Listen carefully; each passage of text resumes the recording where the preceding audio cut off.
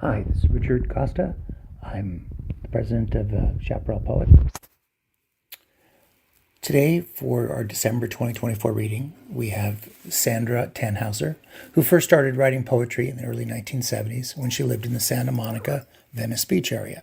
The artistic scene then centered around small bookstores and Beyond Baroque, which was a venue for poetry readings and other artistic performances. She had a number of poems published in Baki and Momentum, both small local press publications. After retirement from a career in IT, she returned to writing and has been very involved in the poetry scene at the Sacramento Poetry Center. Several of her recent poems have been published in Voices 2022, 2023, and 2024, and the LA Dage Review, Volume 7, 2024. She finds poetry a beautiful avenue for expressing the essence of the soul. I had the joy of meeting Sandra at a local restaurant where they were doing some poetry with a three-piece ensemble. It was just really great. She did a great performance, and I'm very excited that Sandra agreed to read for us today. And I give you Sandra. And then we'll. Okay. So Sandra, welcome. And I just enjoyed her poems. It was a really cool setting we had. It was sort of advertised as beatnik poetry. And so there was a lot of prose poetry, and there was a three-piece band that was just sort of riffing as people were reading. And Sandra knocked my socks off, and I said, "You've got to come read for us." So welcome, Sandra. Thank you. So my understanding is that I read a couple of poems and then everybody, makes comments or whatever. Yeah. That's what I Usually after about three poems, people will give like nonverbal. Oftentimes, people will turn off their microphones as people are reading, so there isn't any background interference. And then I invite people to unmute, and people want to ask questions or join in or comment. And Okay. we're a real positive group here. Okay, thank you. I'm going to start with something that, because I work for AARP, doing taxes, my first poem is about taxes. A love poem for the IRS. How generous you are this year, giving each of us more credit just for being a citizen with the means to survive. Even the natural world does not promise us more for having offspring or learning how to thrive in our societies. And all you ask is to decipher the hieroglyphs of arcane rules that go on for pages. You may, or if you are, unless, or if you aren't, and if you spend, unless, of course, you weren't. In that case, if you have, you may be able to. And a whole class of wise ones, like priests, are needed to interpret your wisdom. When the results are in their favor, people are so joyous, feeling a devout kind of love.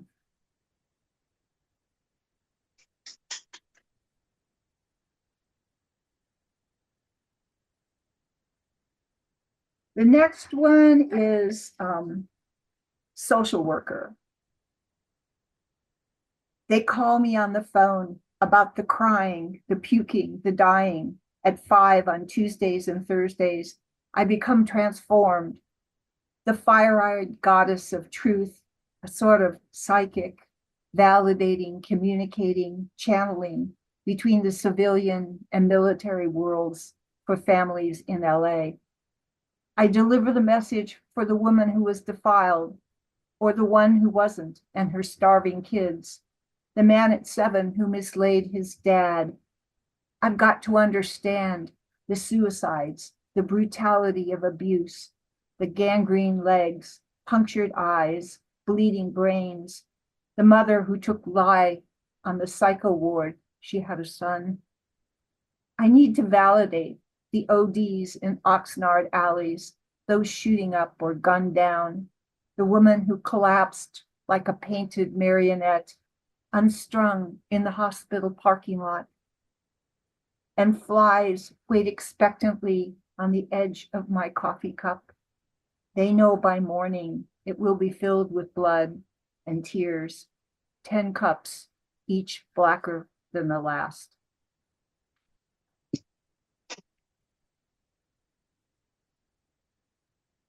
Thank you. And the next one is called I Missed You. I had just arrived a few days ago, a new job, a new town, still in a motel at 10 p.m. And you were gone, my addictive friend. No cloud spun air, no chemical high, no comfort of busy hands. My tongue had nothing to nuzzle. You were going to make me leave, weren't you? Search for an open drugstore to find you in an unfamiliar town at 10 p.m. How could you? But I was just your puppet, rising from my chair, walking to the door, when my stubborn kid stood up. When my mind erupted in rage, I turned around, sat down. You do not control me. Oh, you wouldn't go away that easily. You invaded my dreams. You seduced me with memories. You encouraged me to share the clouded air of other smokers. How could I resist? One part of me longed for you. I missed you when I walked away. And I'll just stop here. Okay. Anybody, feel free to unmute. Where did you work as a social worker? That's one of the things that connected me to you. Yeah, I was in LA, and I worked for a social worker as a social worker for the County of Los Angeles, and then I worked for the Red Cross part-time because I was going to school, back to school. So I was working at night. Yeah. So if anybody would like to ask a question or comment, I especially love the social work poem. Can you repeat where you were a social worker again? Where? In Los Angeles. In Los Angeles. Yeah. Tough occupation. Yeah, Mhm. it is.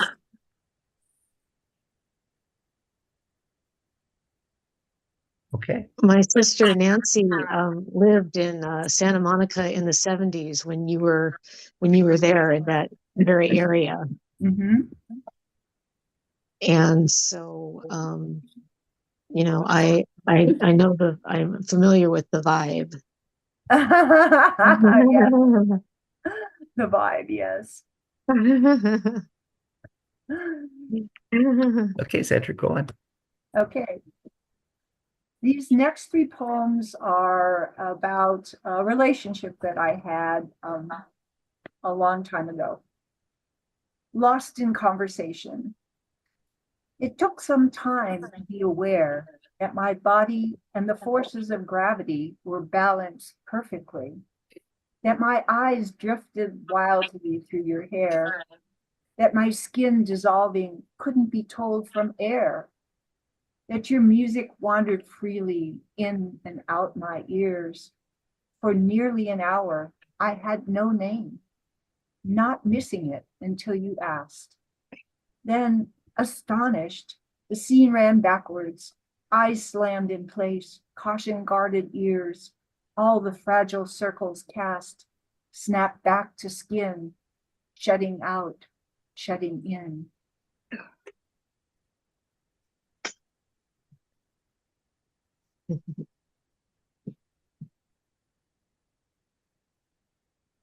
This one is called Rites of Passage. Where, he said. A little bit lower, she said. A little bit older, a little bit safer. Don't ask so many questions at a time like this.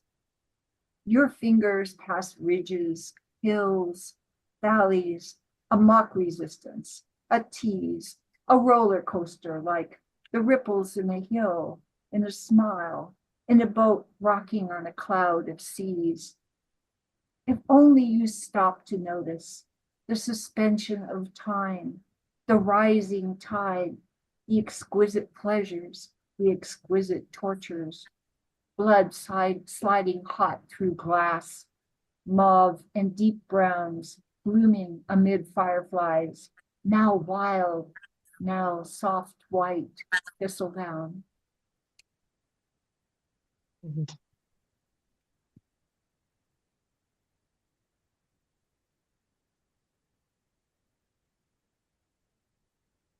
Time with you. And this is after Frank O'Hara's Having a Coke with You. Spending time with you is so much better than seeing an Oscar-winning movie or a day at the beach in Hawaii. Perhaps because we are stars of our own movie, or we met so long ago at the Santa Monica beach, or because you love jazz and wearing blue shirts, and I find us both wearing blue so often.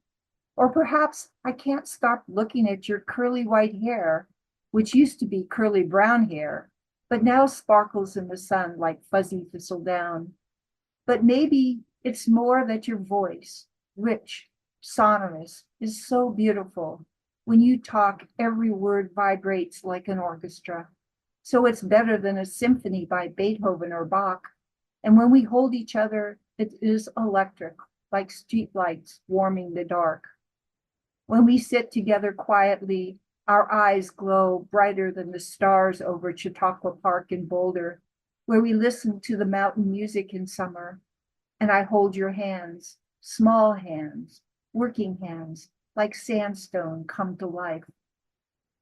Having a laugh with you is better than being at a birthday party or having an ice cream sundae with your best friend, because your white brow furrows and your face crinkles and you share crazy ideas only you could dream up, creative and profound. I think we met in another life because we know we knew each other the moment we met. I thought I could live without you, but when you stand in the kitchen and you're all together, even Michelangelo's David, which is in Florence, where you really want to go someday, couldn't compare. Yes, we need to go to Florence together because everything we share is like two trees with entwining roots breathing together. And I love your deep, deep kisses, and time is so short. That was exquisite. Thank you. So I'll stop here. Yeah, sure. Go ahead and unmute if people would like to comment or ask a question. There was a beautiful, beautiful love poem at the end. And at the end of your first poem that you read, I think I heard it correctly, shutting out, shutting in. And I thought, oh my word, that's so deeply a part of life, our shutting out and our shutting in of what's precious. And another phrase I loved was something to bloom amid fireflies. There's such a quality of intimacy in your poems that I really love. Oh, thank you. I second that. I second that too. I was gonna say that you have a very, very deep emotional connection with your writing that I admire.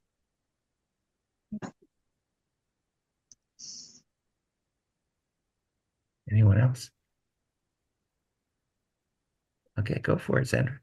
Okay. This next set of poems is a little on the downside, just to warn you. When you left, love, we were tandem planets, folded in our little envelope of time. Your voice spilled over me like sand. I opened to you, naked, glistening land, licked by iridescent tides. How I love the scent of you in all the rooms, the strong crater of your body next to mine. Now I watch the wind-strummed leaves of August, the fanned water shivering. There is no one in this deep hole. Invisible, the spaces croak or hum. Newspapers flap in the gutter. and hear an old husk of a shoe abandoned at the curb. Pale gray strangers come to my door. There is no one home. I have become a sieve with your absence walking through me on the sticky, insistent feet of ants.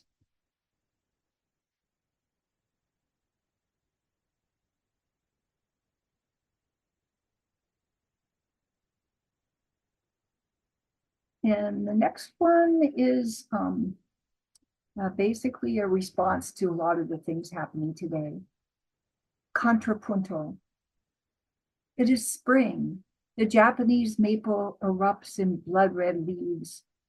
Bombs in Rafa leave an acrid smell, sulfur, plastic, rotting flesh. Rhododendron flowers, the purple of twilight, poppies' golden grin.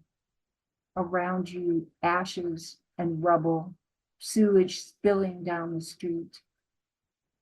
Silken songs of birds in the morning, the wing swirls of antlions in evening air.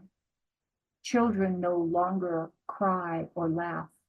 No food or water, heat or light. Sunlight spilling through windows, the deep blue after rain.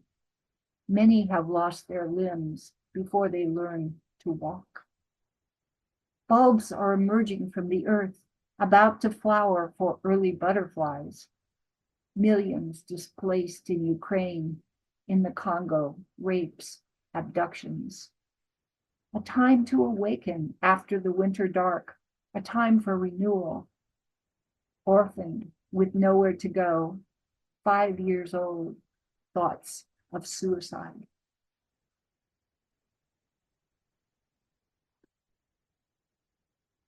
And I'll stop here. I'll stop here for a minute if anybody has any comments.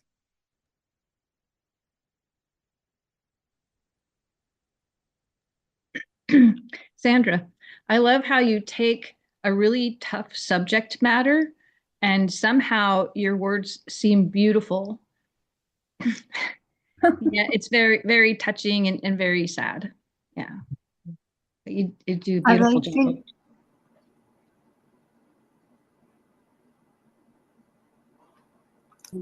I think the way adding on to that, I think the way you were weaving the beautiful things like the silken sound songs of birds and the sunlight and the sense of renewal, and you took these beautiful nature symbols and put them against the horrors that were happening, and that worked very, very well. I agree. One of the things I like about your poems are the sensuousness of them. And what I mean by that is oftentimes when you're reading, I can see it, I can hear it, sometimes taste it. So it sort of goes through like all of the senses, which I think, good poetry does. It touches upon the senses. It places us there, not just tells us about what it's like to be there. Right. So, and I think that your poems accomplish that.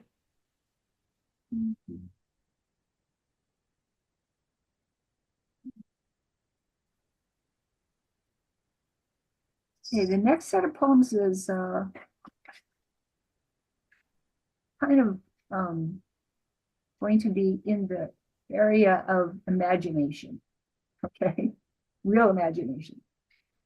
This light sees through clouds.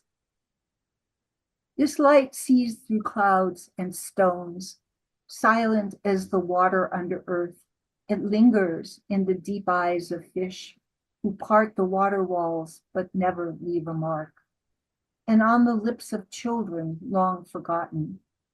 This light is a pole that points with certainty to stars. Somewhere in our primal core, we know this. Our fingers clutch the fragile thread that carries our vision farther than we dare. This pure conversion to air, it lives to illumine each single face in the world.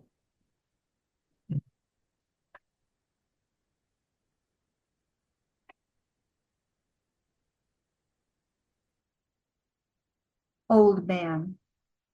I'm ready to listen, old man, with your hair black and salted as a raven's, your yellow eye cocked and quick still. Tell me about the California hills, those great brown burial mounds, where in the creases of the cheek, the folds behind the knees, those animals that somehow survived still print their alphabets furtively in the dust, where the bones of extinct men gather to clang the ancient rites like bells. You were there, the morning daisies became white birds, word rose in unison from the school lawn. And when I heard small oceans moving under the neighborhood trash, salt-stained fingers spinning their airless blue forests beneath the rusty yaw of tin cans, the collapsed white lungs of bleach bottles, where I didn't listen. When I was a child, you gave me a painted wooden doll. Even this was not dead, but unwound its seed skin, winked out another pink face, and turned and rocked, full-bellied, until there were hundreds, it seemed. But I was young, like the tiniest doll, the one that would not open. Old man, I no longer mistrust your bold circular smile, your hands like wild vines, years past great bearing, but patient. This rhythm is new to me and comes from the earth, a basso metronome.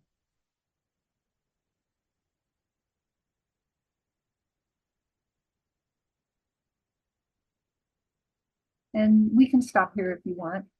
I don't know if there's any comments. Okay, anybody like to unmute? No? I'd say, The well, light within that points to stars was beautiful. And also, I just love the opening of, I'm ready to listen, old man. It was wonderful. mhm. Yeah. Okay, so this is the last set and a little more uplifting, okay? Okay. The boy with the guitar. Today I saw a young boy leap into the air, legs out like levers, fist slamming air, and come down spring tight on hands and knees before exploding again to whirl a shooting arm at imaginary foes. Kung fu to harness the energy and aggression in grace, focus, and discipline. Yet I came home and with sudden awareness saw a picture of you as a young boy that I hadn't noticed in decades. You were not the coiled spring, the imaginary warrior, but sitting on my couch in your bedclothes, playing my guitar. A different consciousness, shy like the first evening stars, slender and soft-spoken. Your short blonde hair was disheveled as you focused on hearing the music, creating something new without fear or hesitation. Your father never understood. He wanted a kung fu soldier, not the introspective monk. And so it began, the awkward dance of expectations that pulled you and tossed you like a storm until too many broken pieces left you exposed on a desert of doubt. Of course you had to turn away, choose a new name, and find a different trajectory for your light. Finally, you are focused again on playing your own music, creating something new without fear or hesitation.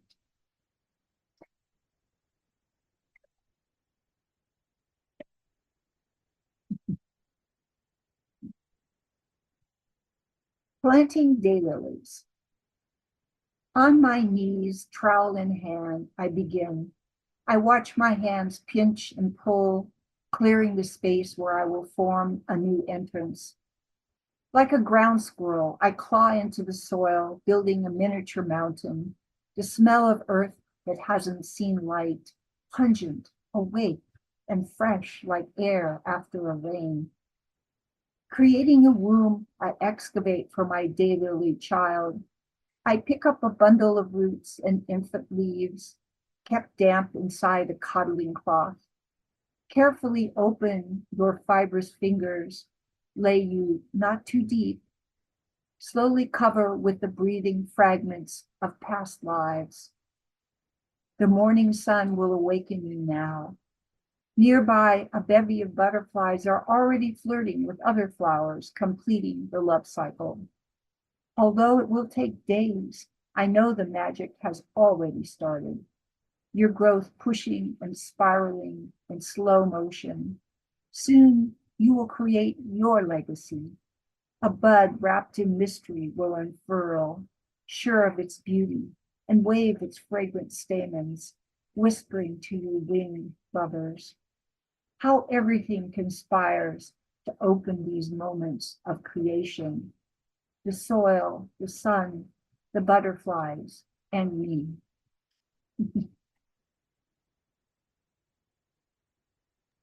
That was glorious. And this is the last one. Lessons from a dream. Last night, I dreamed that sand and gravel were scattered around the floor of my room, the detritus of time.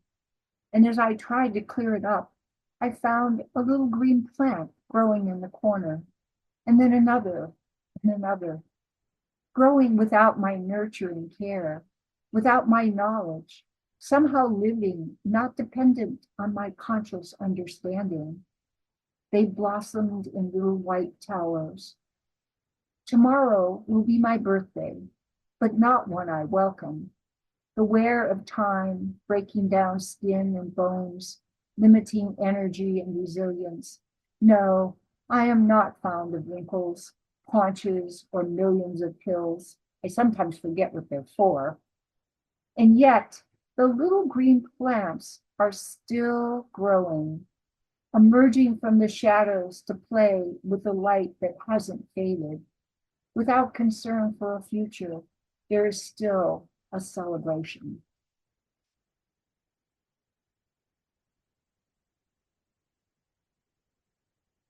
That's it. Thank you so much. Thank you. That was wonderful. Wonderful reading. Thank you.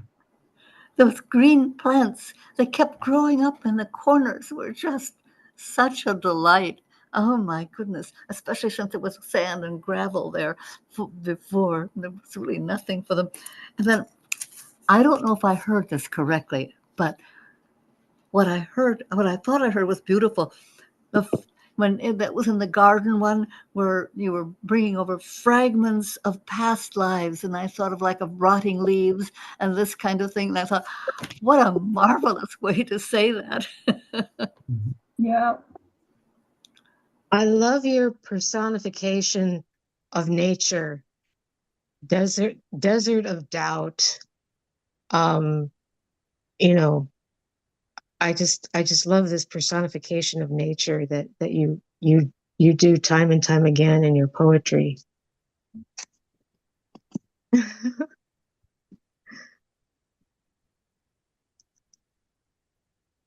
It is very sensual and very intimate. Mhm.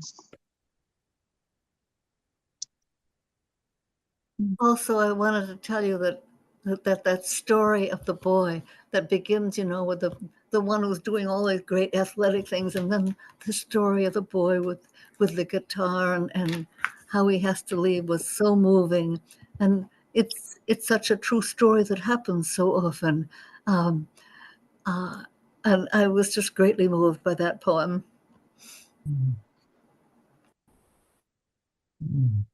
Yeah, that was the real so many different elements in that one.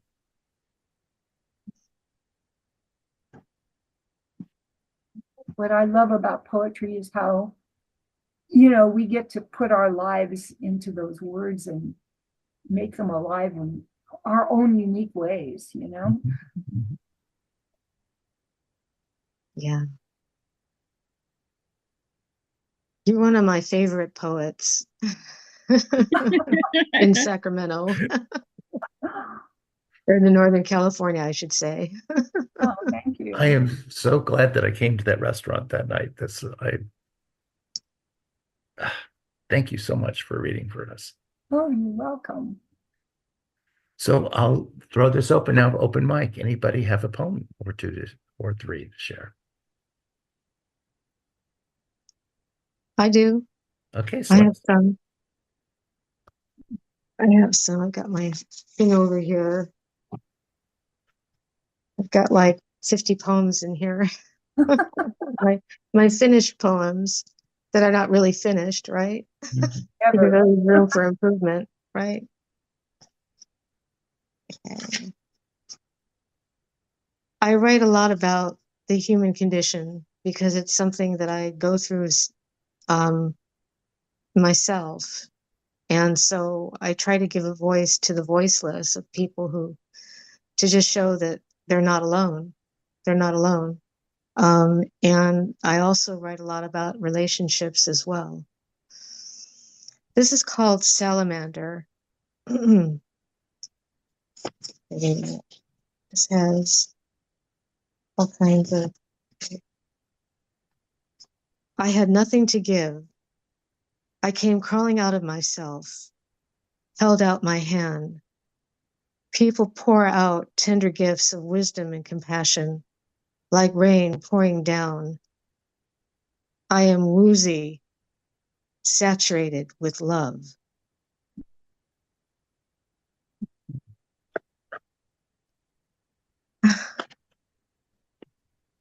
Okay. Yeah. This is called Valley Blaze. It's very, very short. Smoke, itchy eyes, cough, choke, echoes, silence, heartbeat, sigh.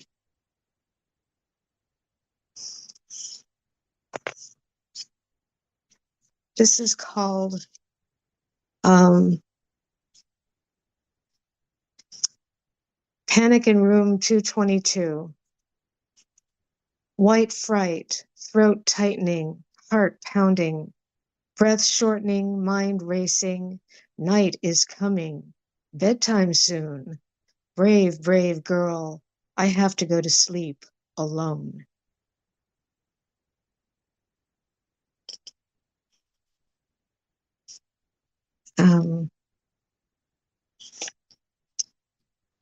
Let's see. This is called Weekend Frenzy. Nighttime. Muscle drivers drag race. Bikers rumble down the streets. Police car chases. Sirens blare. Practice fireworks. The night explodes.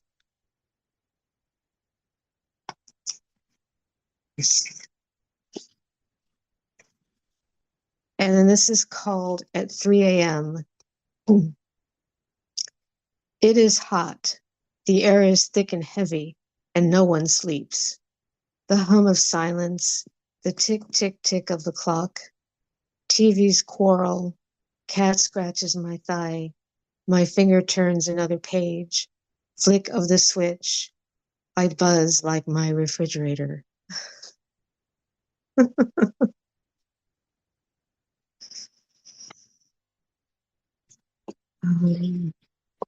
Okay. one more. That's it. That's it. Okay. Thank you, Celeste. Thank you. Thank you so much. I really enjoyed. I buzz like my refrigerator. Okay.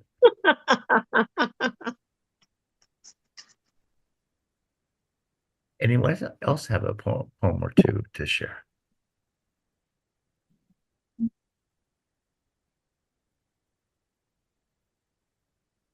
Yeah, Allegra, sure. Yeah, unmute. All right. This one, I think, Sandra, you might like this one. It's on the social life of trees. In a fairy tale, we might sometime encounter a tree with a human face, or one that can talk or even incline to lend enchantment to a certain place. But come with me, without storybook haze, to an old forest where roots entwine, and a canopy above gives the grace of shade, bringing peace, perhaps, to some troubled mind. Here, roots of the beech trees touch one another. When one tree needs help, the others send food. A mother tree will nourish her small brood. Fungi weave messages through the earth. Here, in symbiotic communities, there is a communion among trees.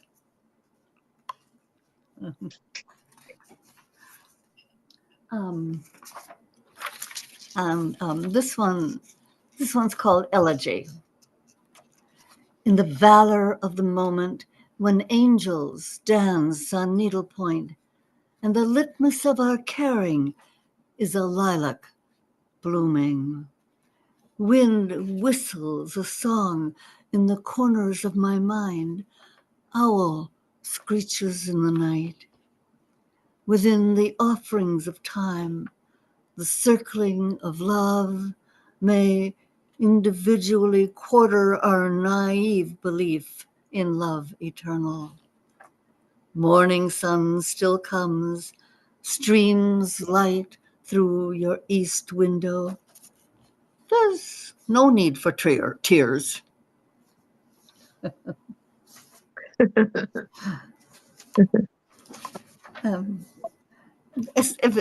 Check to see if somebody else wants to read, because if they do, then I'll stop. But otherwise, I could read one more.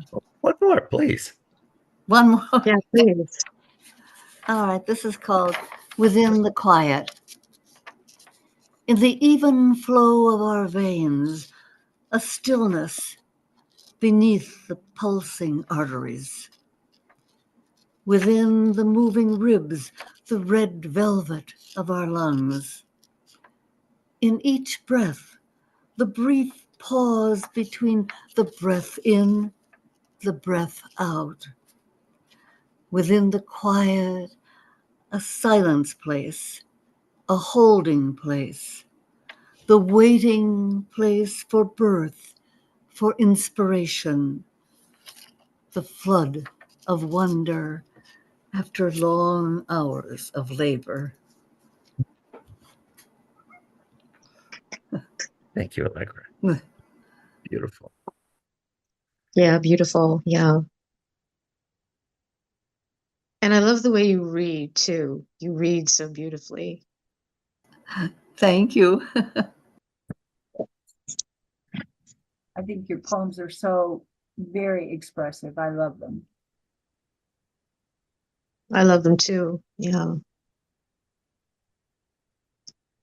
Anyone else have a poem to share? Okay, sure. Go ahead and unmute yourself.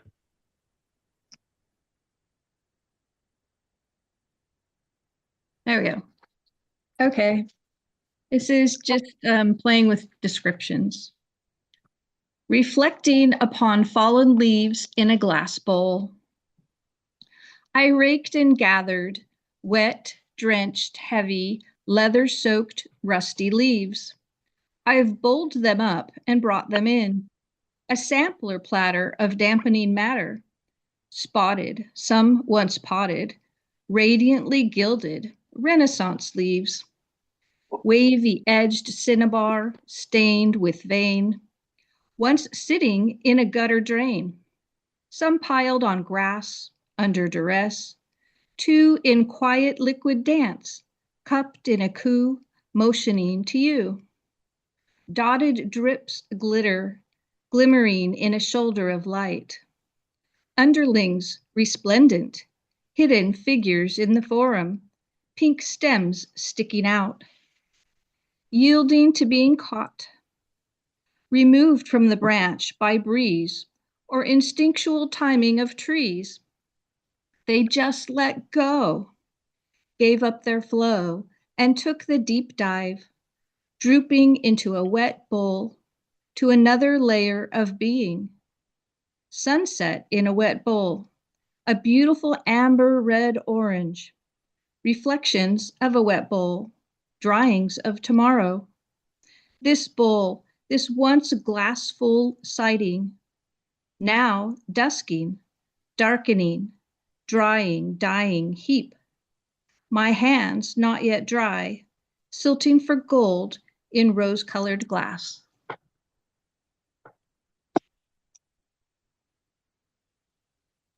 Beautiful. Thank you. But what a very detailed description of leaves. We all take it for granted. You went much deeper. Nice. Beautiful. It could almost be a description of the world in that great big bowl. I had it in the room I could show you, but I think I finally dismantled it.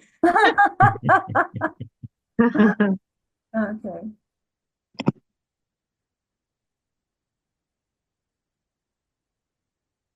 Thank you, Sharon. Anyone else? David, you got one for us? Poem? How about you, David? Richard?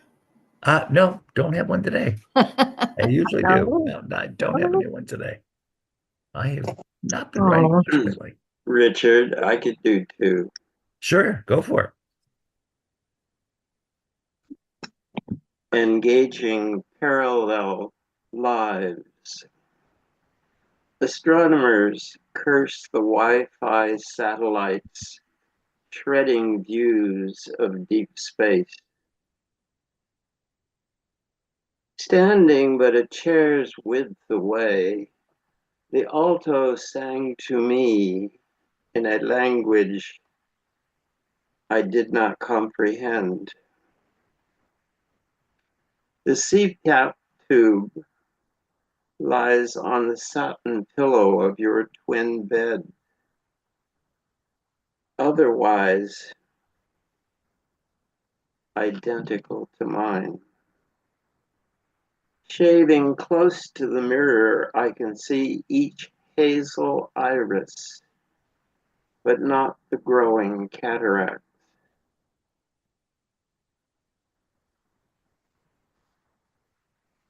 And incipient vertigo. The moment the oarsman's hand senses a strong opposing current, the moment a twinge inside my thigh signals a cramp, the moment I sense her flirting with me, the moment my right leg, I'm going out of focus, I'm sorry. The moment my right leg crosses the center that my left leg nearly corrects. The moment before the moment I black out. Oh. Thank you, David. You're welcome. So surprising. Nice. Great moments. Yeah, really.